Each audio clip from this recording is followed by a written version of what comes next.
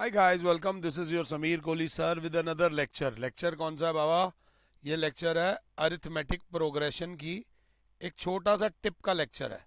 Arithmetic progression 10th में तो आता ही आता है, 11th के कुछ बच्चों को भी थोड़ा सा सताता है। ज़्यादा मुश्किल नहीं है, बहुत ईजी है, बिल्कुल रिलैक्स होकर देखना। अरिथमेटिक प्रोग्रेशन में ना एक टॉपिक आता है, एक क्वेश्चन आता है ए एन वाला और एक क्वेश्चन आता है एस एन वाला। ए एन से ए पी निकालो, एस एन से एपी निकालो या एपी की टर्म्स निकालो। तो ये कराने से पहले मैंने कहा आप अपने आप से कोई एक एपी सोच लो।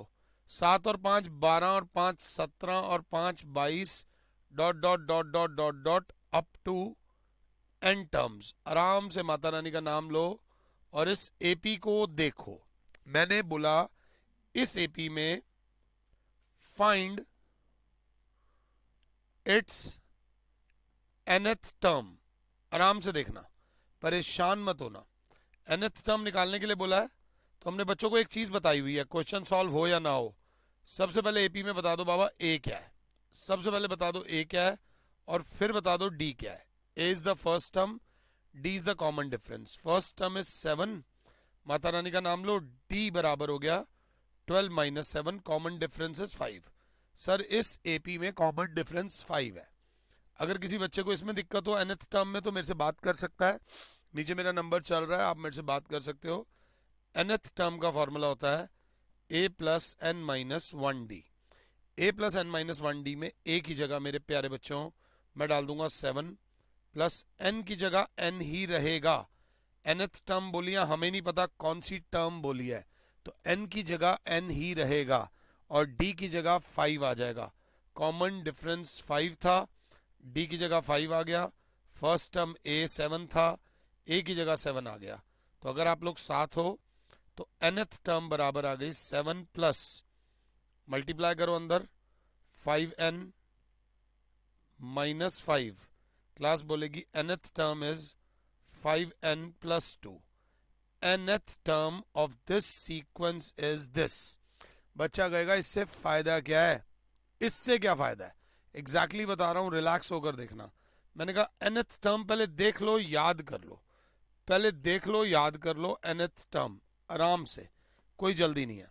जब तुमने nth टर्म देखी 5n प्लस 2 आ रहा है, मैं चाहता तो इसी पेज पे रहना चाहता हूं। nth टर्म आ रहा है 5n प्लस 2।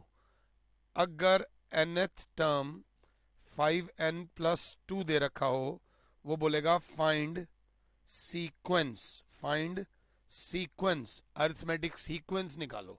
तो घबराना मत, n की वैल्यू 1 डालना। a1 बराबर 5, n की जगह डल जाएगा 1 प्लस 2। ध्यान देना, मैं यहीं पे आगे चल रहा हूं। a1 बराबर आ जाएगा 5 1 जा 5 प्लस 2, 5 प्लस 2, थोड़ा सा स्टेप्स एक्स्ट्रा कर रहा हूं। a1 बराबर आ गया 7। अगर ध्यान से देखो तो a1 जो हमारा 7 आया है वो इस सीक्वेंस की पहली टर्म भी 7 है। इसी में n की वैल्यू 2 डालो। n की वैल्यू क्या डालो? 2। बिल्कुल रिलैक्स होकर, जैसे ही n की वैल्यू आप 2 डालोगे तो a2 बराबर हो जाएगा 5 मल्टीप्लाइड बाय 2 प्लस 2।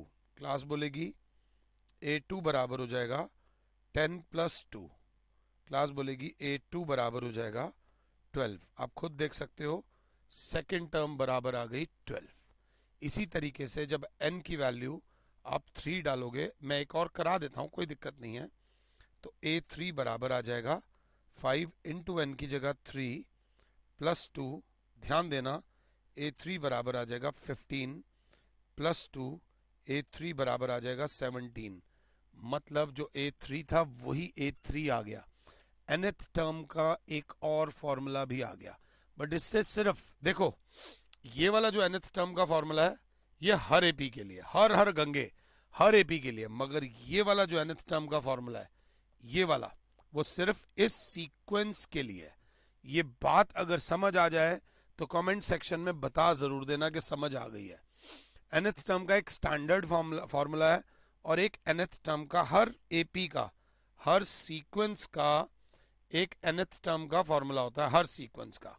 अगर मैंने बोला an is equals to 3n minus 11, find the AP, तो आप कुछ नहीं करोगे, आप n की वैल्यू 1 डालोगे, n की वैल्यू 2 डालोगे, n की वैल्यू 3 डालोगे एंड डॉट डॉट डॉट आप चेक करोगे। माता रानी का नाम लो, मुझे पॉज करो, कमेंट सेक्शन में जाकर, कमेंट सेक्शन में जाकर प्लीज प्लीज मेरे बच्चों एक बार आराम से टर्म्स निकालो। A1 बराबर हो जाएगी 3 इंटू 1 n है ना, -11। A1 बराबर आ जाएगी 3 -11, A1 बराबर आ जाएगी -8। n की वैल्यू 2 डालोगे, A2 बराबर आ जाएगी 3 इंटू 2 -11, A2 बराबर आ जाएगी 6 -11, A2 बराबर आ जाएगी -5। अभी हम नहीं बता सकते कि ये AP है भी या नहीं है। n की वैल्यू 3 डालने पे हमारा कॉन्फिडेंस बढ़ जाएगा। जैसे ही n की वैल्यू 3 डालेंगे, A3 3 इंटू 3 -11, A3 बराबर 9 -11, A3 बराबर आ जाएगी -2। अब हम देखेंगे therefore the sequence is -8 -5 -2 dot dot dot dot dot dot up to n terms. I hope कि मैं आपको समझा पाया हूं। आमतौर पे nth टर्म वाला क्वेश्चन जब आता है, टीचर आंसर देता है, हम आपको सीधा ही आंसर से क्वेश्चन की तरफ ले आए और फिर क्वेश्चन से आंसर की तरफ ले आए। इसका फायदा क्या है? इसका फायदा सिर्फ ये है, इसका सिर्फ ये फायदा है कि इस फॉर्मूले से अगर वो बोले फाइंड 17th टर्म, तो इसमें आपको a प्लस 16d नहीं करना, आपने सिर्फ n की वैल्यू 17 डाल देनी है और आपका आंसर आ जाना -11। 17 3 51 -11, आंसर इज 40। माता रानी का नाम लो, आराम से करो अगर इंटरेस्टेड हो तो। दोबारा सांस ले लो, पहले आराम से।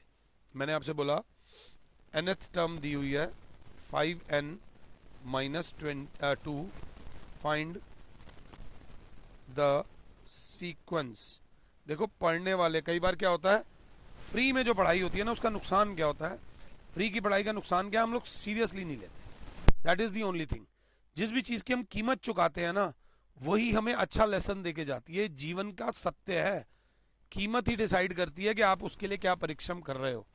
और कहीं पे nth टर्म का फॉर्मूला दे दिया 15n प्लस 2 और मैं बोलूं A3 निकालो, A4 निकालो और A10 निकालो। अगर आप इंटरेस्टेड होगे, कभी भी इस वीडियो को देखो, कमेंट सेक्शन में लिख देना भैया हमें भी लगेगा हमारी पढ़ाई का किसी को फायदा हुआ है। यही जिंदगी का कायदा है कि जो हम पढ़ाएं उससे किसी का फायदा हो जाए। फटाफट से कर लीजिए। वंस यू डू दिस, अब एक और AP के बारे में बात करते हैं, ध्यान से देखना, आराम से। मुझे पॉज कर लो, 2 मिनट का ब्रेक ले लो भले ही, मगर अब एक और AP मैंने देखी, 5 और 3 8 और 3 11 और 3 14 dot dot dot dot dot dot. ये लिखकर आमतौर पे जो नॉर्मल क्लास होती है उसमें तो मैं क्लास से बाहर चला जाता हूँ, इधर उधर घूमता रहता हूँ, बट यहाँ मैं बाहर नहीं जा सकता। तो मैं 1 मिनट के लिए जैसे ही इधर मेरा ध्यान हटा, इतने में एक बच्चे ने कहा सर जो भी है A दे रखा है 5 और common difference is 8 -5, common difference is 3। अब आप हमसे क्या मांगोगे, nth टर्म? मैंने कहा नहीं, मैं नहीं मांग रहा nth टर्म। मैंने बोला फाइंड S बोल दिया। S बोल दूं या SN बोल दूं, एक ही बात होती है, सम ऑफ n टर्म्स। इसको बोलेंगे sum of n terms of AP। तो सम ऑफ n टर्म्स का स्टैंडर्ड फॉर्मूला है n/2 2a plus n minus 1 multiplied by d। Relax, बिल्कुल रिलैक्स। क्लास बोलेगी मतलब सम ऑफ n टर्म्स बराबर आ जाएगा n/2 इंटू 2, a की वैल्यू हमारे पास है 5 plus n minus 1 into d की वैल्यू भी है हमारे पास 3। ध्यान दीजिएगा, sum of n terms, sum of n terms बराबर हो जाएगा n/2 10 plus 3n minus 3, sum of n terms हो जाएगा n/2 3n प्लस 7। 10 में से 3 जाएगा 7, कुछ बच्चे ब्रैकेट खोल देंगे, Sn बराबर आ जाएगा 3n square plus 7n upon 2। ये आ गया सम ऑफ n टर्म्स। आराम से इसे कॉपी कर लो। ये क्वेश्चन बोर्ड के हिसाब से बहुत बहुत इंपॉर्टेंट है। एक होता है इंपॉर्टेंट, एक होता है बहुत इंपॉर्टेंट। तो ज़रा इसको आराम से देख लो और इसको कर लो, बहुत ज़्यादा ज़रूरी है। अब क्या फ़ायदा सर, यहीं पे मैं आपको वापस लेके जाऊंगा, यहीं पे मैं आपको वापस लेके जाऊंगा। ध्यान से बिल्कुल रिलैक्स होकर चलना। हमें उन्होंने दे दिया सम ऑफ एन टर्म्स का formula 3n² plus 7n upon 2। इसी में अब वो बोलते हैं फाइंड द एपी। अब मैं चाहकर भी आपको धोखा नहीं दे सकता। एपी है 5, 8, 11, 14 ऐसे करके है, 5, 8, 11, 14 डॉट डॉट डॉट डॉट। वो बोल रहा है फाइंड द एपी। ये क्वेश्चन बहुत ज़्यादा इंपॉर्टेंट है, इंपॉर्टेंट नहीं है, बहुत ज़्यादा इंपॉर्टेंट है। तो मैंने इसमें सबसे पहले क्या करा, n इज इक्वल्स टू 1 डाला। n इज इक्वल्स टू 1 का मतलब समझना, अपने आप में समझना, अपने आप में समझना, मतलब सम ऑफ वन टर्म आएगा। सम ऑफ वन टर्म का मतलब क्या है, सम ऑफ वन टर्म का मतलब है sequence has only one term.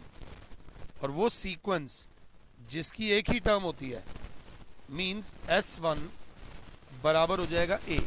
ये बात समझ लो, जब एक सीक्वेंस में टर्म ही एक है, एक ही टर्म है, जब एक ही टर्म है तो वही उसकी पहली टर्म है और वही उसका सम ऑफ टर्म्स है। आपके मम्मी पापा के, आप में से जो भी बच्चे, एक बच्चा होगा घर का, अगर घर में एक ही बच्चा है तो वो घर का पहला बच्चा भी वही है और घर का टोटल बच्चा भी वही है। इस बात को समझना, अगर एक ही बच्चा है तो इसका मतलब जो S1 होगा, मतलब n की वैल्यू हमने 1 डाली भाई साहब में, 3 into 1² plus 7 into 1 upon 2। S1 बराबर आ जाएगा 3 प्लस 7 अपॉन 2। S1 बराबर आ जाएगा 10 अपॉन 2। S1 बराबर आ जाएगा 5। S1 5 आ जाएगा और A बराबर आ जाएगा 5। हाथ कंगन को आरसी क्या, पढ़े लिखे को फारसी क्या। पहली टर्म आ गई 5 चाचा, सीक्वेंस की पहली टर्म आ गई। अब आगे क्या करें, कॉमन डिफरेंस कैसे निकालें। कॉमन सेंस रखना, कॉमन डिफरेंस मैं निकाल दूंगा। अगर कॉमन सेंस साथ है तो कॉमन डिफरेंस बड़ी बात नहीं है, कॉमन सेंस को साथ रखना बस आराम से। इसी में बात को समझना, थोड़ा सा ध्यान देना। मैंने n की वैल्यू डाली 2, तो बच्चा बोलेगा सर इस बार S2 आएगा, सम ऑफ टू टर्म्स आएगा।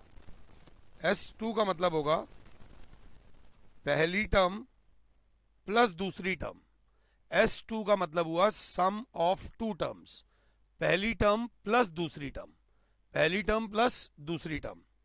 तो सम ऑफ टू टर्म्स हो जाएगा, हम वैल्यू यहीं डालेंगे n की जगह 2, 3 इंटू 2 का square plus 7 into 2 divided by 2। Sum of two terms आ जाएगा 3 into 4 plus 14 divided by 2। Sum of two terms आ जाएगा 12 plus 14 upon 2। Sum of two terms आ जाएगा 26 upon 2। Sum of two terms आ जाएगा 13। 13 बड़ा लकी नंबर होता है, हेर अब सब 13 ही 13 है। बच्चा कहेगा सर आप बात घुमा रहे हो, सेकंड टर्म 8 है, आपका 13 आ रहा है, आप गलत कर रहे हो। मैंने कहा नहीं चाचा, यहाँ ध्यान देने की जरूरत है, गलत नहीं हूँ। S2 जो होता है वो A2 नहीं होता, S2 बराबर होता है A1 प्लस A2, मतलब S2, यही इसका गेम है। S2 की जगह लिख दूंगा मैं A1 plus A2 is equals to 13। A1 होता है A और A2 होता है A प्लस D, बराबर होता है 13। तो A plus A 2A plus D बराबर 13। हमारे पास A है 2 इंटू A की जगह है बेटा 5 प्लस D बराबर 13, 10 प्लस D बराबर 13। तो D बराबर आ गया 13 माइनस 10, कॉमन डिफरेंस बराबर आ गया 3। I hope it is visible on screen. हमारा कॉमन डिफरेंस बराबर आ गया 3, कॉमन डिफरेंस 3 आया है। हमारी फर्स्ट टर्म दे रखी है, क्योंकि हमें A दे रखा है 5, कॉमन डिफरेंस दे रखा है 3। तो पहली टर्म 5, दूसरी 5 और 3 8, तीसरी 11, 14, 17 डॉट डॉट डॉट डॉट चलते रहना। ये क्वेश्चन बोर्ड में 110% आएगा, आएगा बाबा, आएगा ही आएगा, क्योंकि डिलीशंस हैं, कई चीज़ों की डिलीशंस भी हुई हैं, इस वजह से इस क्वेश्चन के आने के चांसेस बहुत ज़्यादा बढ़ जाते हैं। मेरी आपसे हाथ जोड़ के रिक्वेस्ट है, इस छोटे से लेक्चर का बड़ा फ़ायदा उठा लो, और अगर सीखना चाहते हो, ईमानदारी दिख जाती है। मैंने बोला एस एन बराबर है 3n² plus 2n, find the AP, find the AP, ये याद रख लेना। और एक और दे देता हूं, एस एन बराबर है 2n² plus 3n, find the AP. ये 2 क्वेश्चन कर लो। अगर ईमानदार हो तो कमेंट सेक्शन में आंसर्स लिख देना, मेरा पढ़ाया हुआ मुझे लगेगा किसी के काम आ गया, उस तक पहुंच गया जिस तक पहुंचाना था। Thank you, I wish you all the best, may God bless you. खुश रहो और औरों को भी भैया खुश रहने दो।